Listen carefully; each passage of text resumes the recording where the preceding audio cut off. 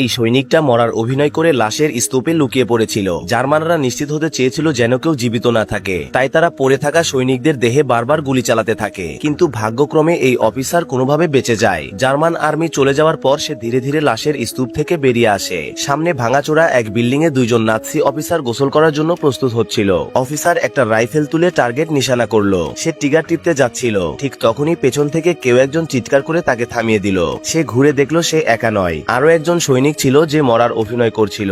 সেই সৈনিক বলল, যদি এইভাবে না ভেবে গুলি চালাও তাহলে নিজের অবস্থান নিজেই ফাঁস করে দেবে। কিন্তু অফিসার তার কথা উপেক্ষা করলো। যেই মাত্র ট্রিগার টিপলো, বুঝতে পারলো রাইফেলে গুলি নেই। তখন সেই সৈনিক আস্তে করে ফিসফিস করে বলল, থেমে যা, আমার রাইফেলটা নিয়ে নে। সে নিজের কাছে থাকা বাঁচানো 5টা গুলি লোড করলো এবং রাইফেলটা অফিসারকে দিয়ে দিল। এবার অফিসার আবার নিশানা করলো, কিন্তু দ্বিধায় পড়ে গেল প্রথমে কাকে মারবে। সে সৈনিককে জিজ্ঞেস করলো, আগে কাকে গুলি করব। সৈনিক বলল, একটা বিস্ফোরণের শব্দের অপেক্ষা কর, যাতে গুলির শব্দ চাপা পড়ে যায়। ওদিকে নাৎসি অফিসাররা গোসল করতে ব্যস্ত, তাদের শুধু মাথা দেখা যাচ্ছিল, ফলে সঠিকভাবে নিশানা করাটাও কঠিন হয়ে যাচ্ছিল।